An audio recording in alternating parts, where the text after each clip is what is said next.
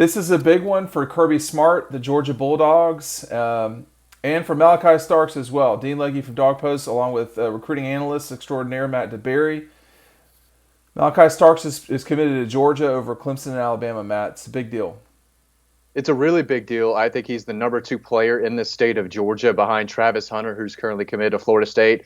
There's a reason he's a five-star. Now, he's going to play defensive back in Athens, but if you turn on the tape and watch him as a ball carrier, whether it's at quarterback or running back, it's easy to see the speed, the athleticism, the explosiveness, and he's 6'2", 205.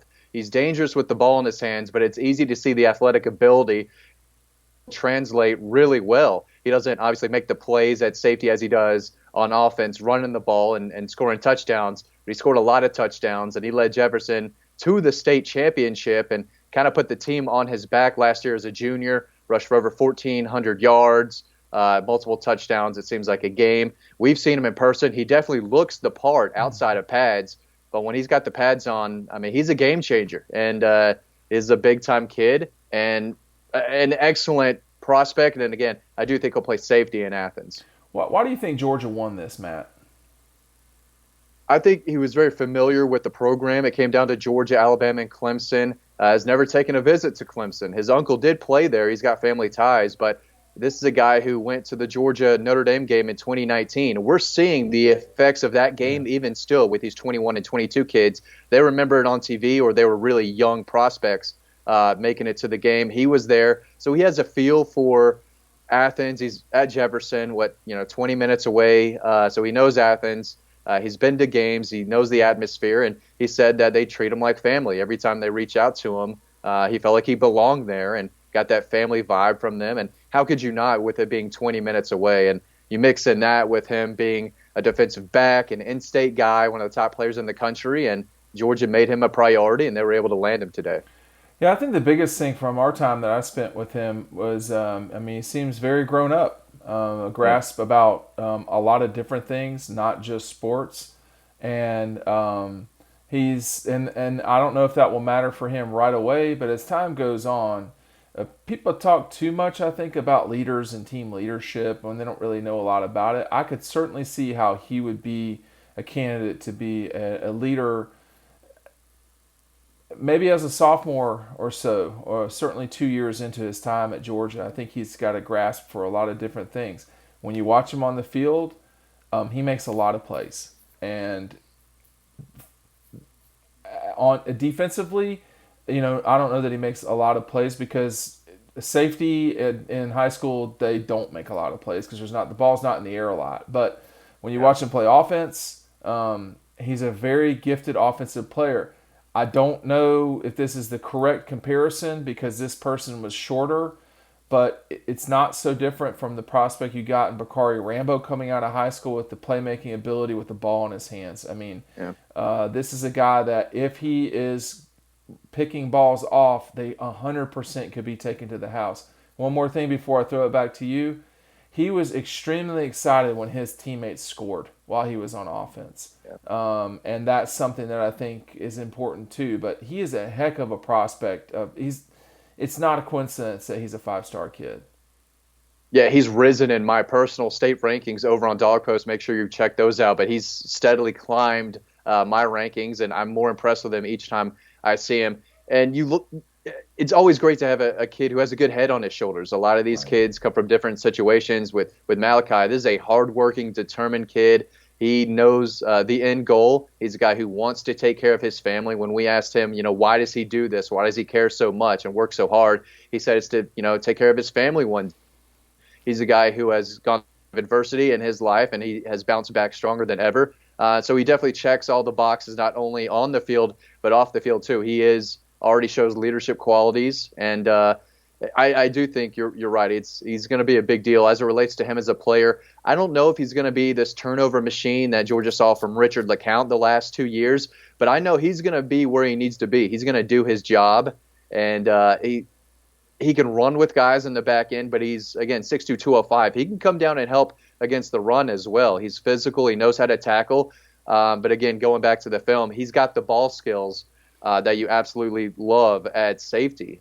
He's got wide receiver hands. You put him back there. He covers a lot of ground. He talked to us about playing against Gunnar Stockton and how Gunnar would throw to his side mainly because he's going to make a play on the ball. That's what he does. So overall, I mean, if we're checking boxes, he's got the speed, explosiveness, the athletic ability, the versatility to play both sides of the ball. Obviously, I do think he's just going to stay at safety, and he can do a lot there for you. He's got good size back there for sure, and he's going to bring some ball skills and athleticism back there too. So the reason Clemson didn't want any other safety but Malaki Starks. He was their number one guy. There's a reason Alabama wanted Malaki Starks badly, and fortunately for Kirby Smart, he's got a big piece that he gets to help develop over the next few years.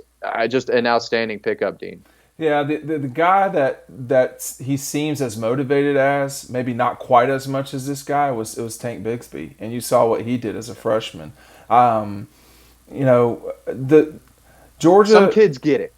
Well, I think Tank got Malachi it, gets and it. Malachi got Yep. it. I mean, or gets it. But I think when you start talking about, this is a big win for Georgia in the recruiting trail. They couldn't have lost him, and I think Clemson could have done a better job recruiting than they did, frankly. And they left it open for Georgia in a way that they probably shouldn't have. In Alabama, honestly, I think he clicked with Georgia. Kirby certainly, according to Malachi, was consistently in contact with him. Matt, that matters a lot. I mean, he was the head coach of the three that really paid attention to Malachi, and I understand that Malachi is playing the position Kirby played, but this is a five-star kid that's not that far away from Clemson, and certainly not far away from Georgia. I think Georgia took advantage of their situation, and I think the other two schools, you know, could have done I a don't want to better. say Yeah, I mean, I don't want to say Clemson dropped the ball, but this could be different if they were allowed to see, take visits and that's a see good point. schools, That's a and good he's point. allowed to go down the slide, and then Dabo gets a hold of the mom and dad. Things might have been a little different, so I do think that helped Georgia in this case because they've been able to have him on campus all through high school, being so close, and actually host him as a prospect once. I was just going to say that Notre Dame game.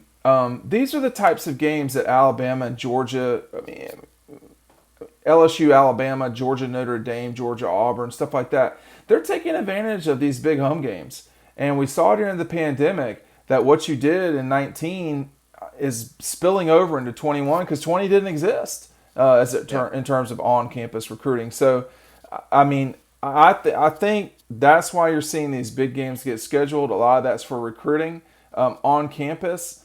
This is another example of on-campus recruiting mattering.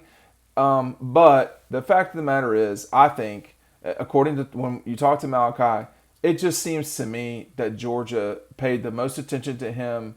He was a guy they felt like they really wanted to get, and they did. And listen, man, he makes a lot of plays for It Jefferson. is. I've heard about him for a long time. You see him. I mean, you've seen the B-roll we've put over the top of us talking here.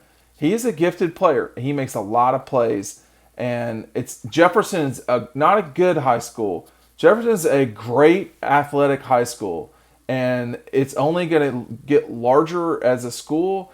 It's going to have a lot to say about state championships in the future, but that's a really good athletic high school. It's a perfect place for a prospect to come out. I expect him to play his first year at Georgia, and I don't know that he's going to start, but I expect him to play just maybe at least as much as someone like MJ Sherman did. Well, At least as much. he's going to make the guys in front of him that much better because when he comes in, they're all thinking, "Oh man, this kid's really good. He is. I better step up my game, or else Malachi Starks is going to take it." Real quick, going back to his recruitment, I talked to him this past weekend and just get final thoughts on teams. I asked him what coach he knew the most at Georgia, and he couldn't even name it. He said, "I talked to so many coaches at Georgia; they've really made a group effort." But Coach Lanning has been calling me every day for the past 2-3 weeks now. So Dan Lanning was a big part of this. But like you said, Kirby Smart made sure he was a big part of his recruitment. And not only those two, but I do feel like it was the whole staff texting him every once in a while, making sure they have a relationship with him.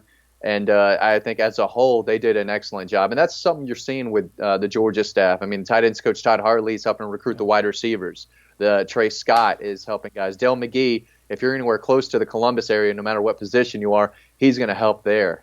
So it is a group effort, and it definitely was in landing Malaki Starks. It's not surprising when they do a good job recruiting. It's not surprising at all. I did expect more competition with this, but I mean, Georgia shut the door.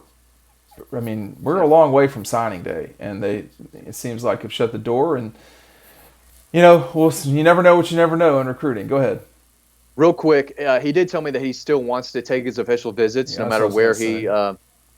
he. Yeah, and I think all these kids are, as soon as they're able to, they want to get back out there and see these schools. So we did say that once he commits, he's going to be locked in. But yeah, he definitely wants to see what Clemson is all about, where his uncle played, see what Alabama is like, and of course, I'm sure the Georgia staff would love to bring him on for an official, in-person official visit as well. So he's still going to take those visits, but this is not a kid who I feel like plans on decommitting or wants to.